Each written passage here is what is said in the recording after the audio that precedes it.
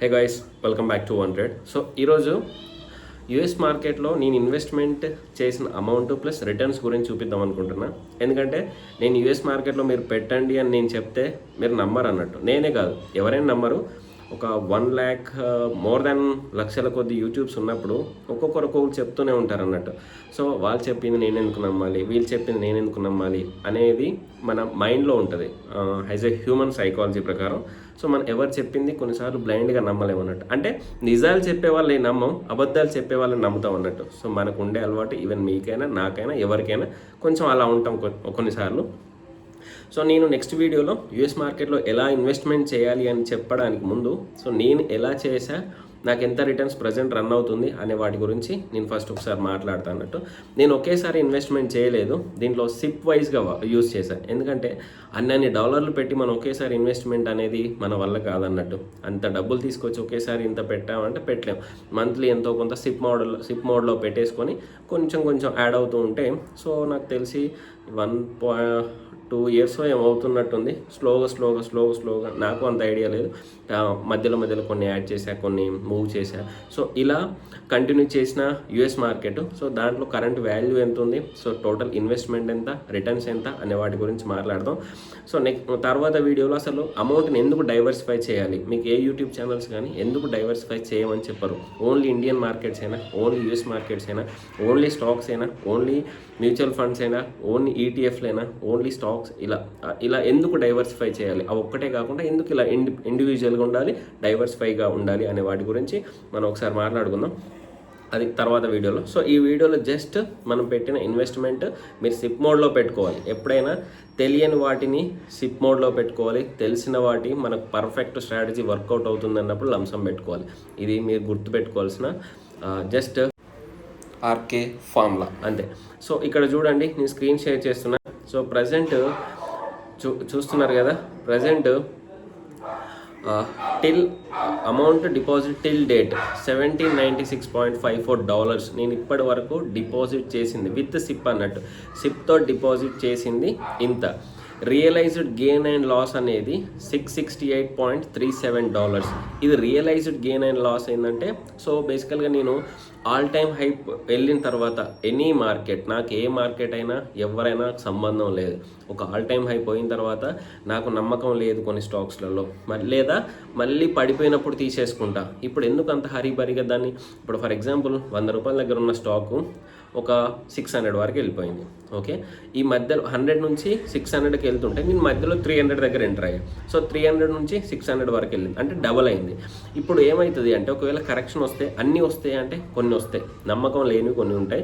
So 3 times multibagger అయిన తర్వాత, నేను కొన్న తర్వాత, సో అది 300 కాకుండా 200కి వచ్చేసింది అనుకోండి, లేదా 250కి వచ్చింది. అంటే నేను కొన్నదానికి 3 times రిటర్న్స్ ఇచ్చింది. అది కాకుండా ఇప్పుడు ఆ 3 times రిటర్న్స్ పోయి ఇంకొక 50 రూపీస్ నాకు లాస్లోనే ఉంది. అంటే నేను ఇంతగా ఎందుకు పోగొట్టుకోవాలి చెప్పండి? ఇంత పోగొట్టుకోవాల్సిన అవసరం నాకు లేదన్నట్టు. అందుకే నేను ఆ 3x నాకు కావాలి, ఈ -50 అవసరం లేదు, నాకు ఆ 3xే కావాలి. నేను అక్కడే ప్రాఫిట్ బుకింగ్ చేసేసుకుంటా. ఇప్పుడు ఈ 3x నుంచి మళ్ళీ 250కి వచ్చి, ఈ 250 నుంచి 600 దాటడానికి ఎంత టైం పడుతుందో చూడండి. అంటే ఒక డౌన్ రావాలి, మళ్ళీ ఒక అప్ రావాలి.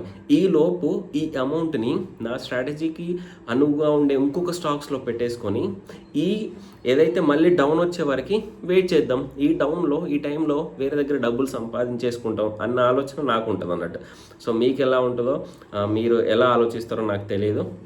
నేనైతే ఇలానే ఆలోచిస్తా. దేన్ని ఇష్టపడను, నేను దేన్ని అంతగా ఉంచుకోవాలనుకోను. కొన్ని స్టాక్స్ ఏంటంటే, కొన్ని మోనోపోలీ కానీ ఏదైనా లాంగ్ టర్మ్ పని చేస్తాయి అన్న వాటిలోనే పడ్డప్పుడల్లా ఎంతో కొంత యాడ్ చేస్తూ ఉంటా, కానీ అన్నీ నమ్మి మాత్రం ఇలా ఉండను. సో ఇది మీరు కూడా పాసిబుల్ అయితే చేయండి. ఇప్పటికైనా చూడండి, ఆల్రెడీ మన మార్కెట్లో ఆల్ టైమ్ హై నుంచి స్లోగా నేను ఆల్రెడీ ఒక వీడియోలో చెప్పా, కంటిన్యూస్గా పడవు, మధ్యలో కొన్ని ఇలా జస్ట్ ఆశ పుట్టించినట్టు పుల్ బ్యాక్స్ వస్తాయి అన్నట్టు. ఆశ పుట్టించినట్టు ఇలా వస్తే మళ్ళీ పడిపోతాయి, ఇలా వస్తే ఓవరాల్గా వచ్చేది డౌన్ ట్రెండ్లో ఇలా కంటిన్యూ అయిపోతాయి అన్నట్టు. ఎప్పుడైతే డౌన్ ట్రెండ్ స్టాప్ అయిపోయి మళ్ళీ అప్ ట్రెండ్కి ఎంటర్ అవుతుందో, ఆ లోపు ఏ స్టాక్స్ అయితే నువ్వు ప్రాఫిట్ బుకింగ్ చేసేసుకున్నావో, ఇన్ని రోజులు వెయిట్ చేసావో, వాటిలో మళ్ళీ ఎంటర్ అవ్వడానికి చూడాలి. సో ఇది ఎప్పుడైనా సపరేట్ వీడియో చేసుకుందాం. So amount deposit till date 1796.54. Realised gain అంటే చెప్పా 668.37, అంటే నేను ఆల్రెడీ ప్రాఫిట్ బుకింగ్ చేసుకున్నవి. Okay, unrealised gains means $232.8. So ఇది ఇంకా ప్రాఫిట్ బుకింగ్ చేసుకోలేదు, రన్ అవుతుంది. So unrealised gain and loss 9.39, అంటే ఇప్పుడు ప్రజెంట్ రన్ అవుతున్న పర్సెంటేజ్ అన్నట్టు. సో అమౌంట్ విత్డ్రా ఇప్పటివరకు నేనేం తీసుకోలేదు, ఎందుకంటే రికరింగ్ చేస్తూ ఉంటా, ప్రాఫిట్ బుకింగ్ చేసేసుకొని మళ్ళీ దాంట్లోనే అప్లోడ్ చేసుకోవడం. సో డివిడెండ్స్ వస్తాయి కదా, అక్కడ కూడా డివిడెండ్స్ వస్తాయి అన్నట్టు. ఇక్కడ ఇండియాలో కానీ వాళ్ళు కూడా ఇస్తారు. సో $12.93 వచ్చేసినాయి ఇప్పటివరకు. Current invested value $2.48K. So current value 2.71 with ఈ రియలైజ్డ్ అన్నట్టు $2.71K. So total return $901.17. ఇంకొక బేసికల్గా అంతకు మించి ఉండే, ఇప్పుడు రీసెంట్గా కంటిన్యూస్గా ఫాల్ వచ్చేసింది కదా, ఆ ఫాల్ వల్ల పడిపోయింది. సో నో ప్రాబ్లం, అంత ప్రాబ్లం ఏం లేదు, ఎందుకంటే నేను ఓన్లీ లిస్టెడ్ అండ్ నోటెడ్ కంపెనీస్లో మాత్రమే పెడతా అన్నట్టు. అదొకటి గుర్తుపెట్టుకోవాలి, ఎందుకంటే యూఎస్ మార్కెట్ గురించి మనకు తెలియదు. అన్నిట్లో పెట్టడం కంటే నువ్వు రెగ్యులర్గా చూస్తుంటావు, గూగుల్ చూస్తావు, మైక్రోసాఫ్ట్ చూస్తావు, మా కంపెనీ AMD చూస్తావు, ఎన్విడియా చూస్తావు, ఇంకో దాంట్లో రిస్క్ చేస్తున్నా అలీబాబా అదొకటి. సో ఫేస్బుక్ చూస్తాం, సో ఇలాంటివి చూస్తాం, TSMC చూస్తాం, సినాప్సిస్ చూస్తాం, ఇవన్నీ మా చిప్ రిలేటెడ్ కంపెనీస్ అన్నట్టు. క్వాల్కామ్ చూస్తాం. సో వాటిలలో మాత్రమే పెడతా, అన్నోన్ కంపెనీస్లో పెట్టాను, అంత రిస్క్ నాకు అవసరం లేదన్నట్టు, ఎందుకంటే ఆల్రెడీ ఇండియా మార్కెట్లో చేస్తుంటాయి కాబట్టి. సో ఓవరాల్గా రిటర్న్ నాకు వచ్చేసి 34.72%. ఇంతకు మించి ఉంటే చెప్పా కదా, కొంచెం ప్రాఫిట్ బుకింగ్ చేసేసుకొని కొంచెం డౌన్ ట్రెండ్లో రన్ అవుతుంది. సో ఇది యూఎస్ మార్కెట్లో నాది. సో ఇది నేను చూపెట్టకుండా మిమ్మల్ని యూఎస్ మార్కెట్లో ఇన్వెస్ట్మెంట్ చేయమంటే చేయరు. అరే నీకు ఇండియాలోనే తెలీదు, సో ఇండియాలోనే తెలియదు, యూఎస్ మార్కెట్లో చెప్తే నేను ఎలా నమ్మాలి, మిమ్మల్ని ఎలా నమ్మాలి అన్న క్వశ్చన్ వస్తుంది. మీకే కాదు, ఆపోజిట్ ప్లేస్లో వేరే వాళ్ళు చెప్పినా నాకు సేమ్ క్వశ్చన్ వస్తుంది అన్నట్టు. సో మీకు ఐడియా ఉండాలి. సో మీరు నన్ను నమ్మాలి అంటే నేను ప్రూఫ్ చూపెట్టాలి. సో అందుకే నేను ఈ ప్రూఫ్ చూపెడుతున్నాను అన్నట్టు. సో మీరు కూడా మీకు పాసిబుల్ అయితే యూఎస్ మార్కెట్ అకౌంట్ ఓపెన్ చేసేసుకుని, నా దగ్గర డబ్బులు ఉన్నాయి, not only India, I'm going to invest in US also అన్న థాట్ మీకుంటే ఐ విల్ అని అనుకుంటే, సో మీరు యూఎస్ మార్కెట్ కూడా ఓపెన్ చేసేసుకోండి.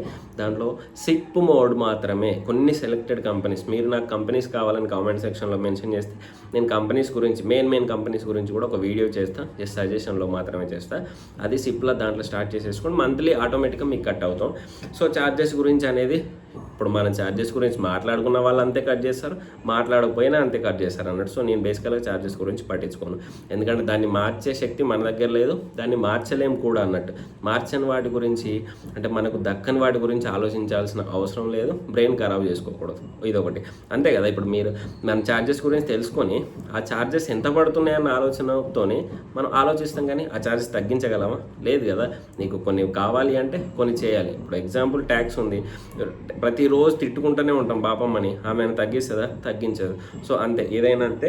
సో మీకు ఇంట్రెస్ట్ ఉంటే యూఎస్ మార్కెట్లో సిప్ మోడ్లో మాత్రమే చేయండి, లంసమ్ చేయకూడదు. ఎందుకంటే లంసమ్ ఎందుకు చేయడం, చిన్న విషయం చెప్తా.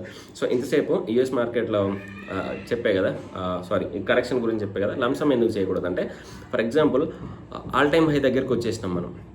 ఆల్ టైమ్ హై దగ్గర ఫర్ ఎగ్జాంపుల్ $250 ఒక స్టాక్ ఉందనుకోండి. ఆ $250కి ఎంతో కొంత $250 పెట్టి ఒక స్టాక్ కొన్నాం. అక్కడ నుంచి అది పడుతూ ఉంటే మనకేమైతుందంటే భయం అవుతూ ఉంటుంది అన్నట్టు. అమ్మ ఇంత నేను అనవసరంగా కొన్న తర్వాత పడుతుంది అన్న ఆలోచన మీలో భయాన్ని క్రియేట్ చేస్తుంది. నెక్స్ట్ స్టాక్ తీసుకోవడానికి భయపడతాం అన్నట్టు యూఎస్లో. అందుకే $250 దగ్గరైనా సిప్ స్టార్ట్ చేసామనుకో, అది నెక్స్ట్ ఏమవుతుంది అంటే 250 నుంచి 300కి వెళ్ళింది, 300 నుంచి డౌన్ అయింది, మళ్ళీ 250కి వచ్చింది, 200కి వచ్చింది. అంటే వస్తున్న ప్రతి మంత్ నీకు యావరేజ్ అవుతుంది ఓవరాల్గా. సో వస్తున్న ప్రతి మంత్ యావరేజ్ 200కి వచ్చిన ప్రాబ్లం లేదు. ఫర్ ఎగ్జాంపుల్ ఏదైనా గూగుల్ స్టాక్ అనుకోండి, 200కి వచ్చిన ప్రాబ్లం, మళ్ళీ ఒకసారి యావరేజ్ అవుతుంది. ఓవరాల్గా నీకు కొంచెం భయం ఉండదు, ప్రాఫిట్లోనే ఉంటావు అన్నట్టు. సో ఇది నేను చెప్పాలనుకుంటున్నా. పాసిబుల్ అయితే సిప్లోనే చూడండి. Thank you. జై హింద్.